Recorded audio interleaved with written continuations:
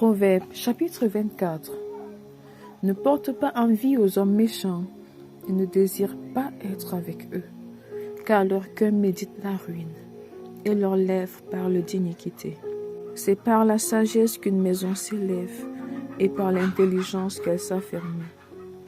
C'est par la science que les chambres se remplissent de tous les biens précieux et agréables. Un homme sage est plein de force, et celui qui a de la science affermit sa vigueur. Car tu feras la guerre avec prudence, et le salut est dans le grand nombre des conseillers. La sagesse est trop élevée pour l'insensé, et n'ouvrira pas la bouche à la porte. Celui qui médite de faire le mal s'appelle un homme plein de malice. La pensée de la folie n'est que péché, et le moqueur est en abomination parmi les hommes. Si tu faiblis au jour de la détresse, ta force n'est que détresse. Délivre ceux qu'on traîne à la mort, ceux qu'on va égorger, sauve-les. Si tu dis, « Ah, nous ne savions pas », celui qui pèse les cœurs ne le voit-il pas? Celui qui veille sur ton âme ne le connaît-il pas? Et ne rendra-t-il pas à chacun selon son œuvre? Mon fils, mange du miel, car il est bon. Un rayon de miel sera doux à ton palais. De même, connais la sagesse par ton âme. Si tu la trouves, il est ton avenir, et ton espérance ne sera pas anéantie. Ne tends pas méchamment des embûches à la demeure du juste, et ne dévaste pas le lieu où il repose, car cette fois le juste tombe, et il se relève, mais les méchants sont précipités dans le malheur. Ne te réjouis pas de la chute de ton ennemi, et que ton cœur ne soit pas dans l'allégresse quand il chancelle, de peur que l'Éternel ne le voie, que cela ne lui déplaise, et qu'il ne détourne de lui sa colère. Ne t'irrite pas à cause de ceux qui font le mal, ne porte pas envie aux méchants, car il n'y a point d'avenir pour celui qui fait le mal. La lampe des méchants s'éteint. Mon fils, crains l'Éternel et le roi. Ne te mêle pas avec les hommes remuants, car soudain leur ruine surgira, et qui connaît les châtiments des uns et des autres. Voici encore ce qui vient des sages. Il n'est pas bon dans les jugements d'avoir égard aux personnes. Celui qui dit aux méchants, tu es juste, les peuples le maudissent, les nations le maudissent. Mais ceux qui le châtient s'en trouvent bien, et le bonheur vient sur eux comme une bénédiction. Il baise les lèvres, celui qui répond des paroles justes. Soigne tes affaires au dehors, mets ton champ en état, puis tu bâtiras ta maison. Ne témoigne pas à la légère contre ton prochain. Voudrais-tu tromper par tes lèvres? Ne dis pas, je le ferai comme il m'a fait. Je rendrai à chacun selon ses œuvres. J'ai passé près du champ d'un paresseux et près de la vigne d'un homme dépourvu de sens. Et voici, les épines y croissaient partout. Les ronces en couvraient la face et le mur de pierre était écroulé. J'ai regardé attentivement et j'ai tiré instruction de ce que j'ai vu. Un peu de sommeil, un peu d'assoupissement, un peu croiser les mains pour dormir, et la pauvreté te surprendra comme un rôdeur, et la disette comme un homme en armes. Amen.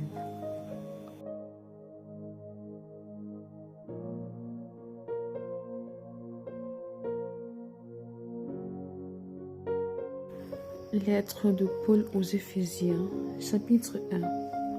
Paul, apôtre de Jésus-Christ par la volonté de Dieu, aux saints qui sont à Éphèse et aux fidèles en Jésus-Christ. Que la grâce et la paix vous soient données de la part de Dieu notre Père et du Seigneur Jésus-Christ. Béni soit Dieu, le Père de notre Seigneur Jésus-Christ, qui nous a bénis de toutes sortes de bénédictions spirituelles dans les lieux célestes en Christ. En lui, Dieu nous a élus avant la fondation du monde, pour que nous soyons saints et irrépréhensibles devant lui. nous ayant prédestinés dans son amour à être ses enfants d'adoption par Jésus-Christ, selon le bon plaisir de sa volonté, à la louange de la gloire de sa grâce qu'il nous a accordée en son bien-être. En lui, nous avons la rédemption par son sang, la rémission des péchés selon la richesse de sa grâce, que Dieu a répandue abondamment sur nous par toute espèce de sagesse et d'intelligence, nous faisant connaître le mystère de sa volonté, selon le bienveillant dessein qu'il avait formé en lui-même pour le mettre en exécution lorsque les temps seraient accomplis, de réunir toutes choses en Christ, celles qui sont dans les lieux, celles qui sont dans les cieux et celles qui sont sur la terre. En lui, nous sommes aussi devenus héritiers, ayant été prédestinés suivant la résolution de celui qui opère toutes choses d'après le conseil de sa volonté, afin que nous servions à la louange de sa gloire, nous qui d'avance avons espéré en l'Éternel.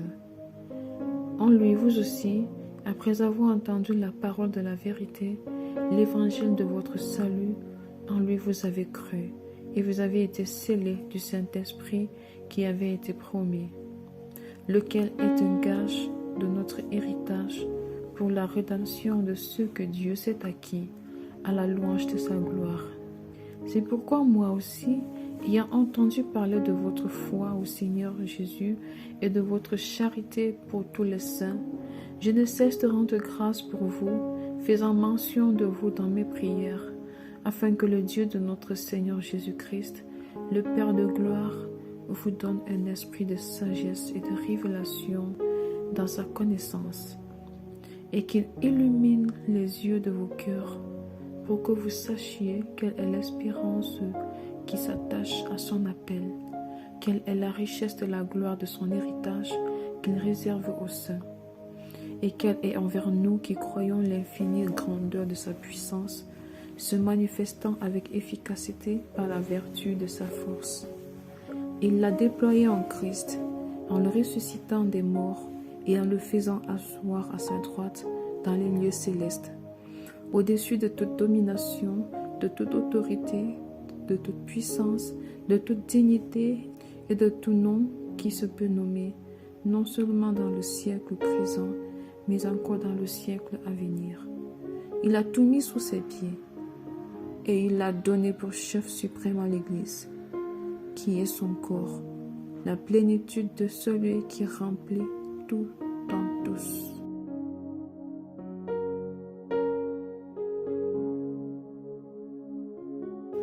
Éphésiens chapitre 2. Vous étiez morts par vos offenses et par vos péchés, dans lesquels vous marchiez autrefois, selon le train de ce monde, selon le prince de la puissance de l'air, de l'esprit qui agit maintenant dans les fils de la rébellion. Nous tous aussi, nous étions de leur nombre, et nous vivions autrefois, selon les convoitises de notre chair, accomplissant les volontés de la chair et de nos pensées, et nous étions par nature des enfants de colère, comme les autres. Mais Dieu, qui est riche en miséricorde, à cause du grand amour dont il nous a aimés, nous qui étions morts par nos offenses, nous a rendus à la vie avec Christ. C'est par grâce que vous êtes sauvés. Il nous a ressuscités ensemble et nous a fait asseoir ensemble dans les lieux célestes en Jésus-Christ, afin de montrer dans les siècles à venir l'infinie richesse de sa grâce par sa bonté envers nous en Jésus-Christ. Car c'est par la grâce que vous êtes sauvés, par le moyen de la foi. Et cela ne vient pas de vous, c'est le don de Dieu.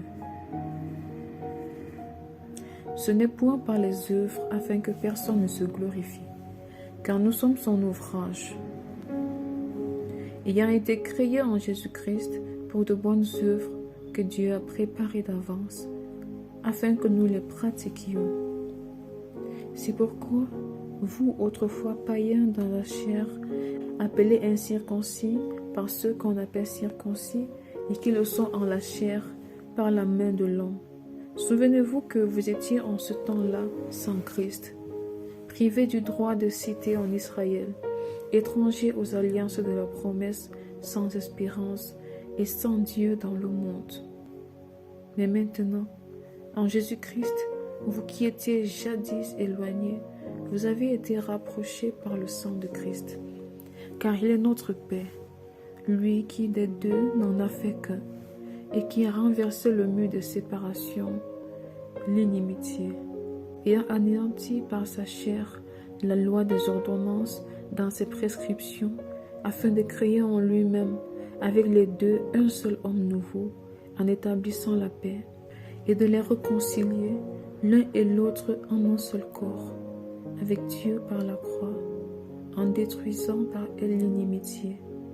Il est venu annoncer la paix à vous qui étiez loin, et la paix à ceux qui étaient près.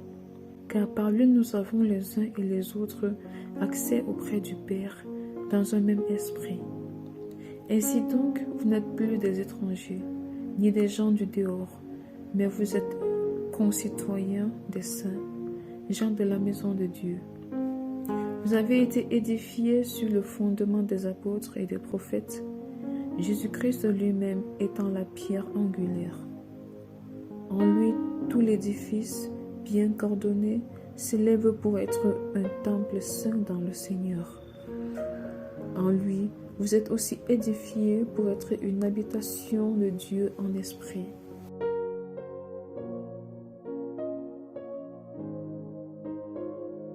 Éphésiens chapitre 3.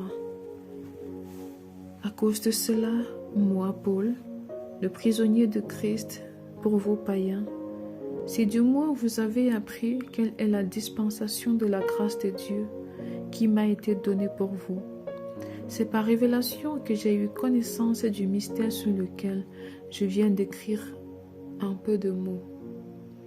En les lisant, vous pouvez vous représenter l'intelligence que j'ai du mystère de Christ. Il n'a pas été manifesté aux fils des hommes dans les autres générations, comme il a été révélé maintenant par l'Esprit aux saints apôtres et prophètes de Christ. Ce mystère, c'est que les païens sont co-héritiers, forment un même corps et participent à la même promesse en Jésus-Christ par l'Évangile, dont j'ai été fait ministre selon le don de la grâce de Dieu qui m'a été accordé par l'efficacité de sa puissance. À moi, qui suis le moindre de tous les saints, cette grâce a été accordée d'annoncer aux païens les richesses incompréhensibles de Christ et de mettre en lumière quelle est la dispensation du mystère caché de tout temps en Dieu qui a créé toutes choses, afin que les dominations et les autorités dans les lieux célestes connaissent aujourd'hui par l'Église la sagesse infiniment variée de Dieu, selon le dessein éternel qu'il a mis en exécution par Jésus-Christ notre Seigneur, en qui nous avons, par la foi en lui, la liberté de nous approcher de Dieu avec confiance. Aussi je vous demande de ne pas perdre courage à cause de mes tribulations pour vous. Elles sont votre gloire. À cause de cela, je fléchis les genoux devant le Père, duquel tire son nom toute famille dans les cieux et sur la terre, afin qu'il vous donne, selon la richesse de sa gloire, d'être puissamment fortifié par son esprit dans l'homme intérieur, en sorte que Christ habite dans vos cœurs par la foi, afin qu'étant enracinés et fondés dans l'amour, vous puissiez comprendre avec tous les saints quelle est la largeur, la longueur, la profondeur et la hauteur, et connaître l'amour de Christ qui surpasse toute connaissance, en sorte que vous soyez remplis jusqu'à toute la plénitude de Dieu. Or, à celui qui peut faire, par la puissance qui agit en vous, infiniment au-delà de tout ce que nous demandons ou pensons, à lui soit la gloire dans l'Église et en Jésus-Christ, dans toutes les générations, au siècle des siècles. Amen.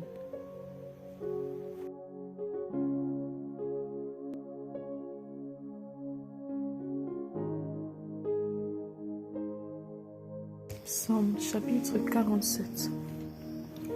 Au chef des chantres, des fils de Corée, psaume. Vous tous, battez des mains, poussez vers Dieu des cris de joie, car l'Éternel, le Très-Haut, est redoutable. Il est un grand roi sur la terre. Il nous assujettit des peuples, il met des nations sous nos pieds. Il nous choisit notre héritage, la gloire de Jacob qu'il aime. Dieu monte au milieu des cris de triomphe. L'Éternel s'avance au son de la trompette. Chantez à Dieu, chantez, chantez à notre roi, car Dieu est roi de toute la terre. Chantez un cantique. Dieu règne sur les nations, Dieu a pour siège son saint trône.